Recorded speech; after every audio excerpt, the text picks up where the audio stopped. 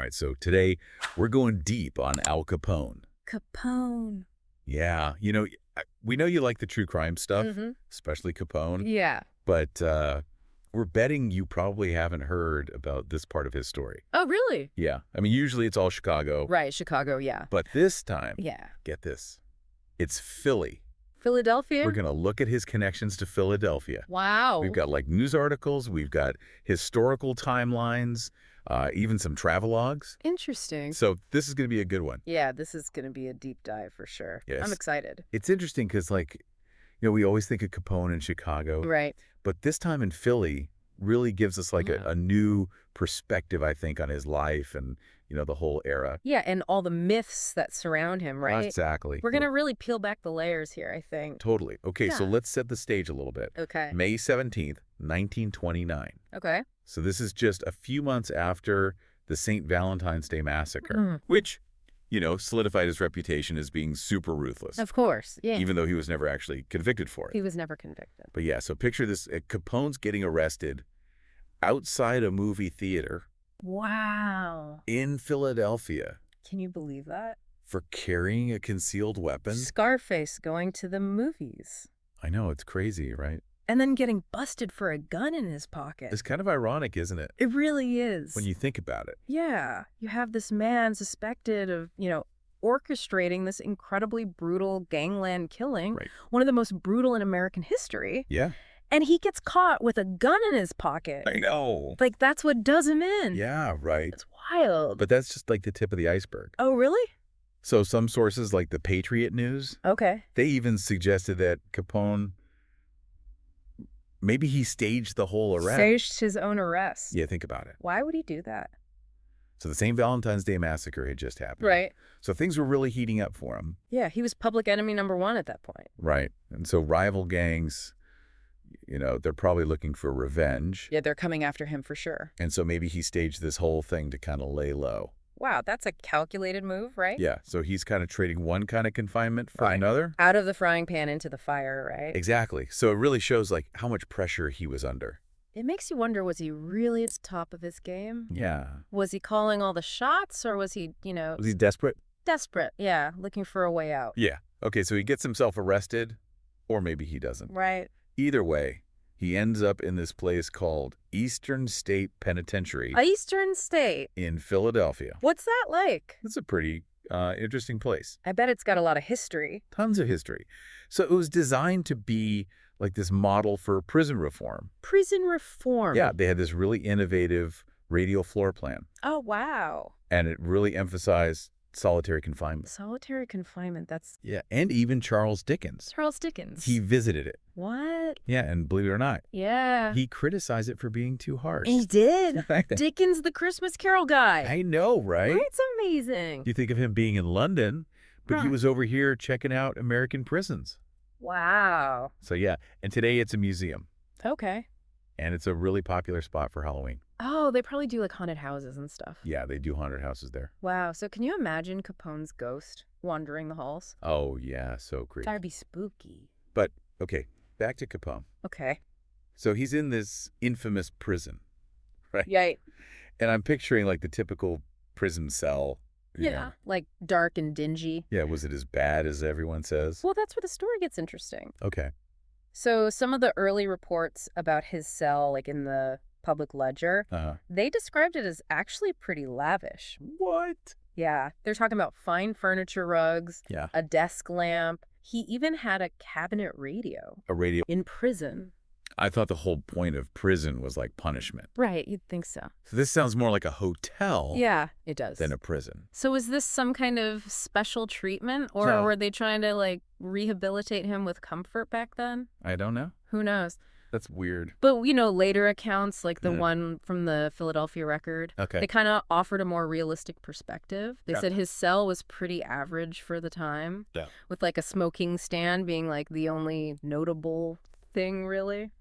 So which one's true? Right. Was he living it up? Or Yeah. was that all hype? Was it just exaggeration? Yeah. It seems like everybody wanted to be a part of the Capone myth, Right. even when he was locked up. Yeah. So even while he was incarcerated, You know, his image was being manipulated by the press and maybe by Capone himself. So this whole arrest, this time in Eastern State, yeah, was it just like a blip? A blip on the radar of his life, or did it actually have some impact on him? Yeah, did it change him? Yeah. Well, it definitely wasn't his last run-in with the law. That's for sure. So we know he was later convicted of tax evasion. Right, tax evasion. And spent time in Alcatraz. Alcatraz, wow. Yeah, and that's where his health really declined. Oh, no. Because of neurosyphilis. Wow. So it kind of makes you think, you know, this guy, he builds this whole criminal empire. Right. He's living large. He's living large. And in the end, it's a tiny little organism. That takes him down. Wow, it really puts things in perspective. Yeah, totally. But speaking of bigger pictures, you mentioned some of the sources connect Capone to Wisconsin. They do. Wisconsin. Yeah, so the Northwoods of Wisconsin became like this hideout for Capone and some other gangsters. Okay. During Prohibition. Interesting. So you've got this like really stark contrast. Yeah.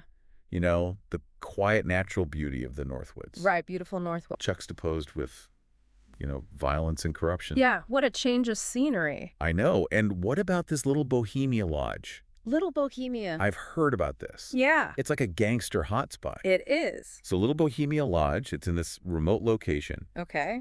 And it was a favorite for gangsters like John Dillinger. And there was even this botched FBI raid there. A botched raid. Yeah, and you could still see the bullet holes in the building today. Really? So it really gives you a sense of like that Wild West atmosphere of the Prohibition era.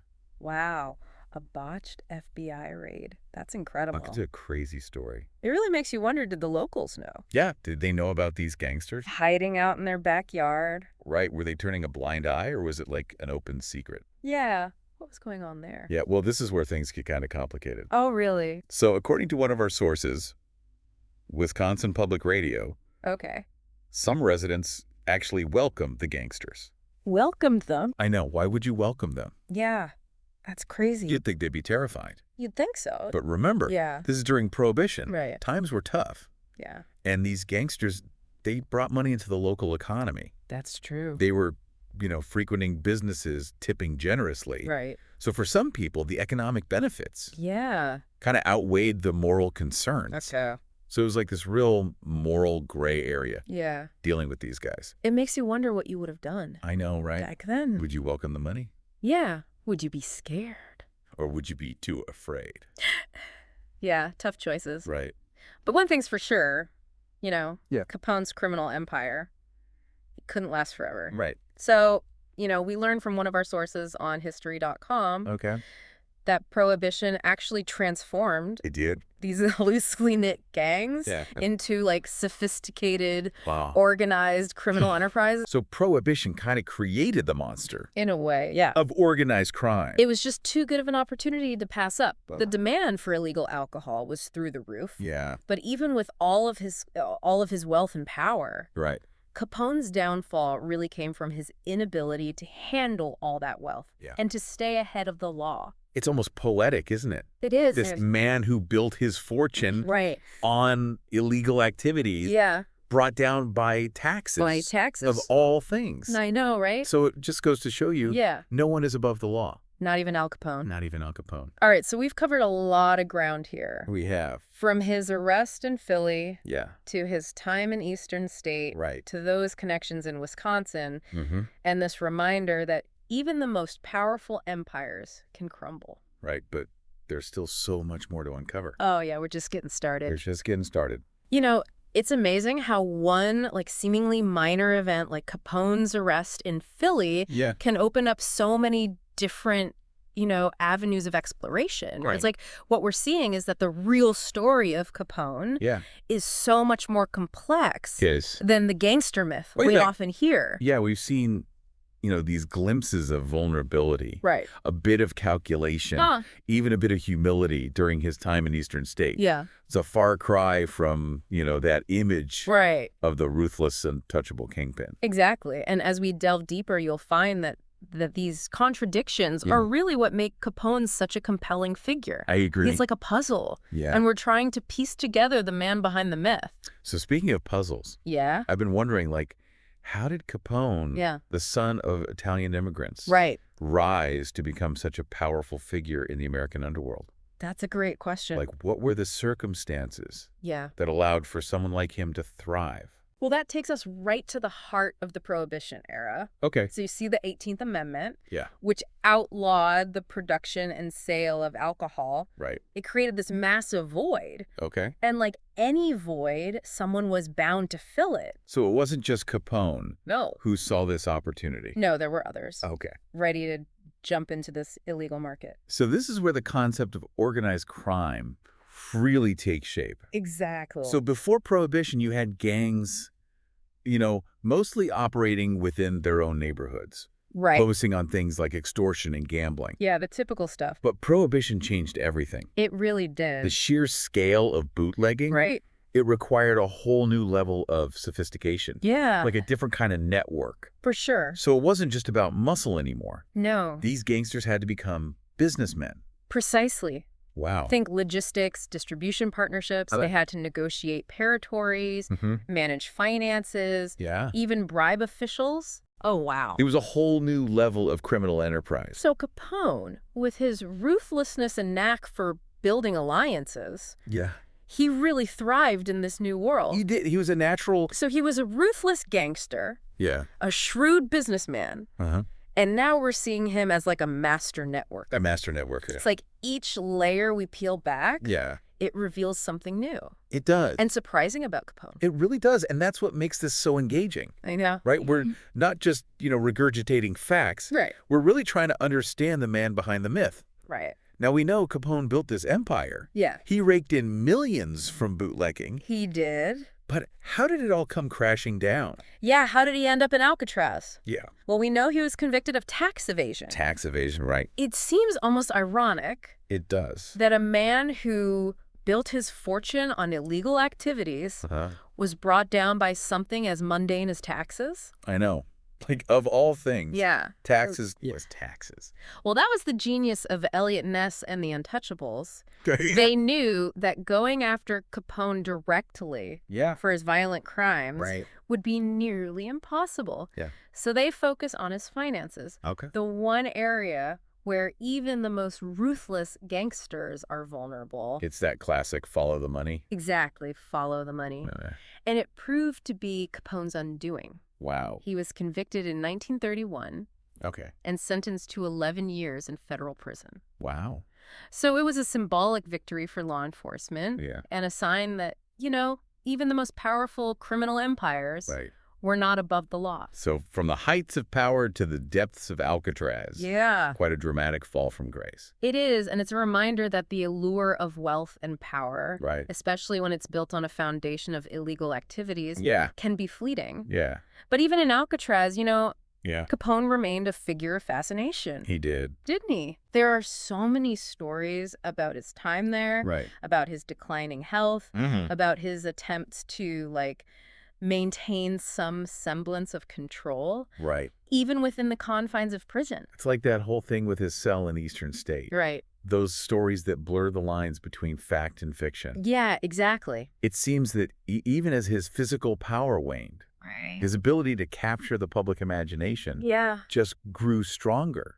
It's as if his imprisonment, his decline, added to the mystique surrounding him. It's almost like it transformed him into this, tragic figure, a fallen king. Precisely. And that transformation, that enduring fascination with Capone, even in defeat, it really speaks to our complex relationship with outlaws. With those who operate outside the boundaries of society. Exactly. It's like a part of us admires their audacity, their defiance, even while we recognize, the harm that they inflict. It's like, we know they're bad guys. Yeah. But we can't help but be intrigued by them. That's the thing. And that tension has been explored in countless books, films, TV shows. Right. The gangster, the outlaw has become an archetype, a symbol of both our fascination with and our fear of those who live by their own rule. And Capone, with all his contradictions, his charisma, his brutality, and his ultimate downfall. He really embodies that archetype. He does, and that's why even decades after his death, we're still talking about him, still trying to unravel the enigma that was Al Capone. This deep dive has been absolutely incredible. It has. We've gone from Capone's early days in New York to his rise and fall in Chicago, his surprising connection to Philadelphia, and even his legacy as a cultural icon. It's amazing. It's amazing how much we can learn from one event. Yeah. Like that arrest outside a movie theater. It is, and I think it speaks to the power of this whole deep dive approach. Totally. You know, we start with a specific event or topic. Yeah. And we let the sources guide us. Yeah. Allowing the connections to kind of emerge organically. Right. It's like following a trail of breadcrumbs. Yeah. You never know where it might lead.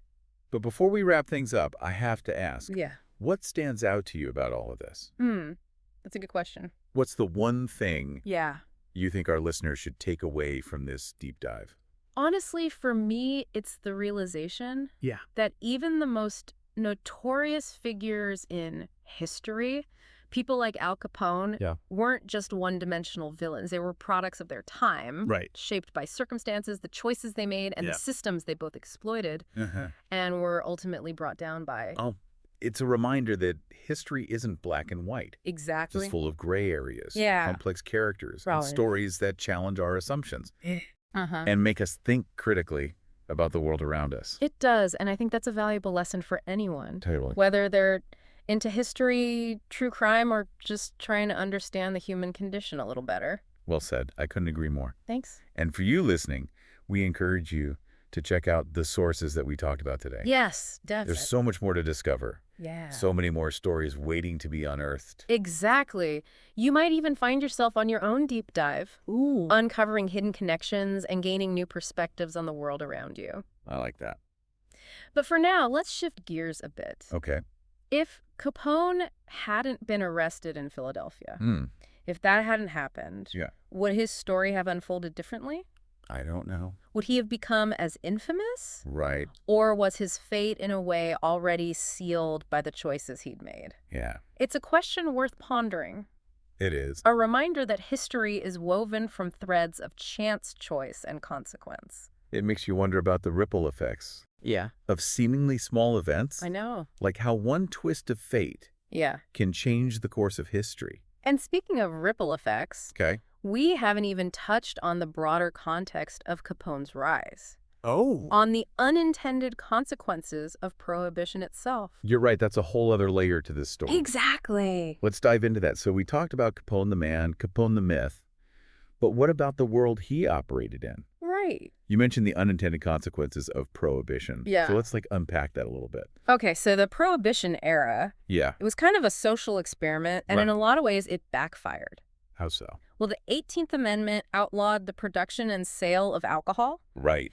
And the idea was to, curb drinking, improve society. Makes sense. But instead it created this massive black market that really empowered criminal organizations. Like Capone. Like Capone, exactly. So instead of getting rid of alcohol, it just drove it underground. Yeah. And made guys like Capone rich and powerful. Exactly. It's like the road to hell is paved with good intentions. It really is. It fueled violence and corruption on a scale that no one really anticipated. Wow. And ironically, it didn't even reduce alcohol consumption. Really? People just found ways to get their booze. They always do. Whether through speakeasies, homemade hooch, smuggled liquor. So it's like trying to hold back a tidal wave with a screen door. Exactly. And Capone was surfing that wave all the way to the top. Yeah, he was a master at exploiting the system. So Prohibition shows us that sometimes the best intentions can have these unintended consequences. They can. Especially when you try to legislate morality. Right. It makes you think about how we approach social issues today. It does. Are we creating new problems by trying to solve old ones?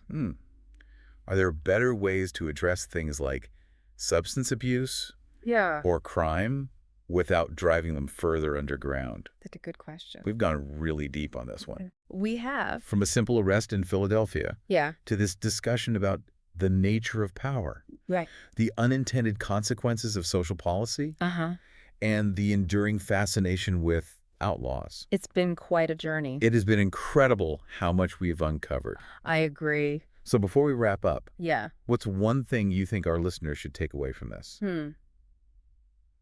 The one thing. What's the nugget of wisdom?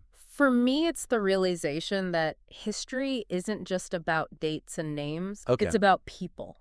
Real people with their flaws and their ambitions, their triumphs and their failures. Right. Even someone like Capone, who we often view as like this one-dimensional villain. Yeah. He was a product of his time shaped by the forces around him. Right. His story and the story of Prohibition itself reminds us that the past is never truly past. It echoes through the present, shaping who we are and how we see the world. Well said, and I think that's a great note to end on. I agree. Thanks for joining us on this deep dive. Of course, it's been fun. Into the life and times of Al Capone. Yeah, this has been a wild ride. It has been a wild ride. It has. And remember, keep exploring, keep questioning. Yes. And keep diving deep. Absolutely. You never know what you might discover. That's right. Until next time, happy diving.